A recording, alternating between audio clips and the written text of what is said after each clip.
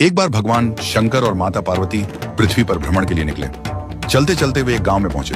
वहां उन्होंने एक तालाब देखा जिसमें कई बच्चे हंसते खेलते तैरते हुए आनंद ले रहे थे। लेकिन उन्हीं बच्चों के बीच एक बच्चा उदास मुद्रा में किनारे बैठा हुआ था। माता पार्वती का कोमल हृदय यह दृश्य देखकर द्रवित हो उठा।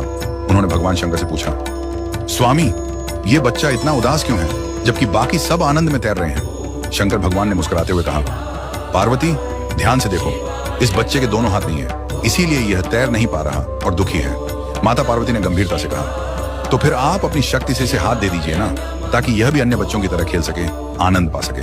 भगवान शंकर बोले, देवी, हम ईश्वर होकर भी विधि के विधान में हस्तक्षेप नहीं कर सकते। हर आत्मा को अपने कर्मों के अनुसार ही फल मिलता है। यह बच्चा पूर्व जन्म के कर्मों के कारण आज इस अवस्था में है। माता पार्वती ने करुणा भाव से बार बार प्रार्थना की, हे नाथ, आप करुणा के सागर हैं, कृपा करके इस बालक को नया जीवन दें। भगवान शंकर अंततः सहमति दे देते हैं और उस बालक को अपने तपोबल से दोनों हाथ प्रदान कर देते हैं। अब वह बच्चा भी प्रसन्न होकर तालाब में कूदता है और बाकी बच्चों के साथ तैरने लगता है। एक सप्ताह बाद शंकर और पार्वती जी पुनः उसी मार्ग से गुजरे। उन्होंने देखा कि तालाब में अब केवल वही बच्चा तैर रहा था और बाकी सब बच्चे तालाब के बाहर खड़े थे, भयभीत से। माता पार्वती ने विस्मित होकर पूछा, स्वामी, अब क्या हुआ? बाकी बच्चे बाहर क्यों हैं? भगवान शंकर ने कहा, ध्यान से देखो, वही बच्चा पानी में बाकी बच्चों को जबरन डुबो रहा है, इसलिए सब बच्चे उससे डरकर बाहर भाग गए हैं। पार्वती जी स्तब्ध रह गई। भगवान शंकर ने गंभीर स्वर में कहा, देवी, यही कारण है कि हम विधि के विधान में हस्तक्षेप नहीं करते। ये बालक अपने पूर्व जन्म में भी अपने हाथों से दूसरों को कष्ट देता था। उसी कर्म के कारण इसका यह जन्म बिना हाथों के हुआ। अब जब इसे हाथ वापस मिले तो फिर वही कृत्य दोहराने लगा। प्रकृति हर कर्म का लेखा जोखा रखती है।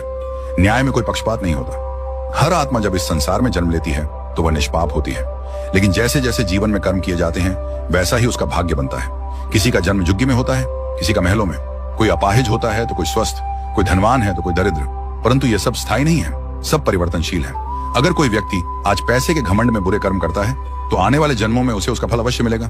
कर्म का बही खाता अचूक होता है, न उसमें गलती होती है न पक्षपात। भगवान ने आगे कहा, राजा दशरथ के घर स्वयं भगवान राम ने जन्म लिया था, लेकिन अपने पूर्व जन्म के कर्मों के कारण उन्हें पुत्र वियोग में प्राण त्यागने पड़े। श्रवण कुमार के अंधे माता पिता ने राजा दशरथ को श्राप दिया था, जिस प्रकार हम अपने पुत्र श्रवण की मृत्यु से दुखी होकर अपने प्राण त्याग रहे हैं, उसी प्रकार एक दिन तुम भी अपने पुत्रों के वियोग में तड़प कर प्राण त्यागोगे। यह श्राप ही दशरथ के जीवन का अंत बन गया। इससे यह सिद्ध होता है कि किया गया कर्म, चाहे वह अच्छा हो या बुरा, उसका भुगतान अवश्य होता है, चाहे वह सामान्य मनुष्य हो या स्वयं ईश्वर। इसलिए हे मानव, इस दुर्लभ मनुष्य जीवन में सदैव सत्कर्म करो। ऐसे कार्य मत करो कि तुम्हें या तुम्हारे कारण किसी और को पीड़ा पहुंचे।